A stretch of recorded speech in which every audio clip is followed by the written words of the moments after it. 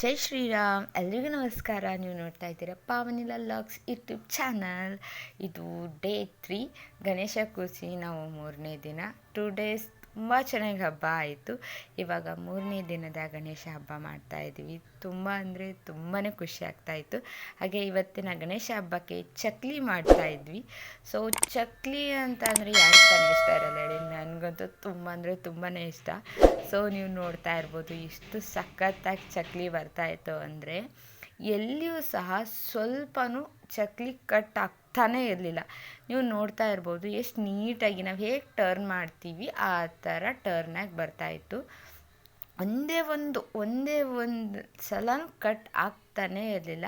ಅಂದರೆ ಯಾಕೆ ಆಗಾಗುತ್ತೆ ಅಂದರೆ ನಾವು ಅದಕ್ಕೆ ಏನೆಲ್ಲ ಇಂಗ್ರೀಡಿಯೆಂಟ್ಸ್ ಹಾಕಿರ್ತೀವಲ್ಲ ಅದೆಲ್ಲ ಕರೆಕ್ಟಾಗಿರುತ್ತೆ ಅಂತ ಅರ್ಥ. ಇವಾಗ ಚಕ್ಲಿ ಪದೇ ಪದೇ ಕಟ್ಟಾಗ್ತಾ ಇದ್ದರೆ, ಸರಿಯಾಗಿ ಬರ್ತಾ ಇಲ್ಲ ಅಂದರೆ ನಾವು ಏನೆಲ್ಲ ಇಂಗ್ರೀಡಿಯೆಂಟ್ಸ್ ಹಾಕಿರ್ತೀವಲ್ಲ ಅದು ಏನೋ ಮಿಸ್ಟೇಕ್ ಮಾಡ್ಕೊಂಡಿದ್ದೀವಿ, ಎಲ್ಲೋ ಸ್ವಲ್ಪ ಜಾಸ್ತಿ ಆಗಿರುತ್ತೆ ಇಲ್ಲ ಕಡಿಮೆ ಆಗಿರುತ್ತೆ ಅಂತ ಅರ್ಥ ಆಗುತ್ತೆ. ನಾವು ಕರೆಕ್ಟಾಗಿ ಎಲ್ಲ ಪದಾರ್ಥನ ಕರೆಕ್ಟಾಗಿ ಅದಕ್ಕೆ ಹಾಕಿದರೆ ಮಾತ್ರ ಇಷ್ಟು ನೀಟಾಗಿ ಚಕ್ಲಿ ಬರ್ತಾ ಇರುತ್ತೆ. ನೀವು ನೋಡ್ತಾ ಇರ್ಬೋದು ಇಷ್ಟು ಸೂಪರಾಗಿ ಚಕ್ಲಿ ಬರ್ತಾಯಿತ್ತು. ಸೊ ನಾವು ಎಷ್ಟು ದೊಡ್ಡ ಚಕ್ಲಿ ಬೇಕಾದರೂ ಮಾಡ್ಬೋದು, ಅಷ್ಟು ಚೆನ್ನಾಗಿ ಚಕ್ಲಿ ಬರ್ತಾಯಿತ್ತು. ಆದರೆ ಡೈಲಿ ತಿನ್ನಬೇಕಲ್ವ, ಅದಕ್ಕೆ ನಾನು ಸ್ವಲ್ಪ ಸ್ವಲ್ಪ ಅಂದರೆ 2 ಸುತ್ತು ಅಷ್ಟೇ, 2 ಸುತ್ತು ಮಾತ್ರ ನಾನು ಚಕ್ಲಿ ಮಾಡ್ತಾಯಿದ್ದೆ ಹಬ್ಬಕ್ಕೋಸ್ಕರ.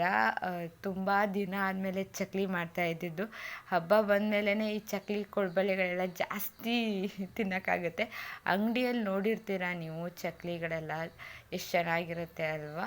ಸೊ ಅದೇ ಥರನೇ ಚಕ್ಲಿ ಕ್ರಿಸ್ಪಿಯಾಗಿ ಟೇಸ್ಟಿಯಾಗಿತ್ತು. ತುಂಬಾ ಸಖತ್ತಾಗಿರೋ ಚಕ್ಲಿ ಮಾಡಿದ್ವಿ. ಇವಾಗ ಈ ಚಕ್ಲಿಯನ್ನು ನಾವು ಇವಾಗ ಕರಿಬೇಕು. ಎಣ್ಣೆ ತುಂಬಾ ಬಿಸಿಯಾಗಿರಬೇಕು. ಲೈಟ್ ಬಿಸಿ ಇದ್ದರೆ ಚಕ್ಲಿ ಅಷ್ಟು ನೀಟಾಗಿ ಕ್ರಿಸ್ಪಿಯಾಗಿ ಬರಲ್ಲ.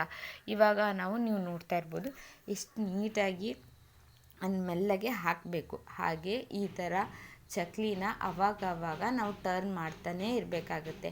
ಇವಾಗ ನೀವು ಟರ್ನ್ ಮಾಡಲಿಲ್ಲ ಅಂದರೆ ಅದೆಲ್ಲ ಸೀದೋಗುತ್ತೆ, ಅವಾಗ ಒಂಚೂರು ಚೆನ್ನಾಗಿರಲ್ಲ. ಸೊ ಅದಕ್ಕೆ ಈ ಥರ ನೀಟಾಗಿ ಟರ್ನ್ ಮಾಡ್ತಾನೇ ಇರಬೇಕಾಗುತ್ತೆ. ಈ ಬಬಲ್ಸ್ ಎಲ್ಲ ಕಡಿಮೆ ಆಗೋವರೆಗೂ ಟರ್ನ್ ಮಾಡಬೇಕು.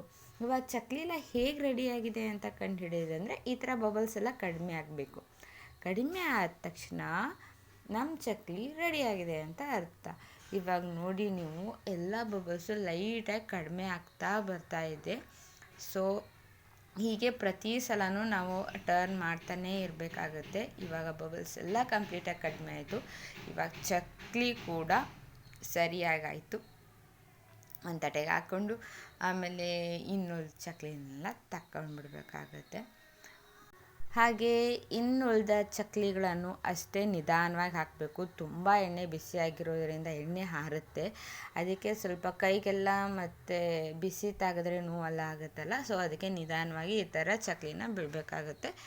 ಸೊ ಎಲ್ಲ ಚಕ್ಲಿಗಳನ್ನೆಲ್ಲ ನೀಟಾಗಿ ಬಿಟ್ಮೇಲೆ ಟರ್ನ್ ಮಾಡಬೇಕು. ಇಷ್ಟೇ ಪ್ರೊಸೀಜರ್.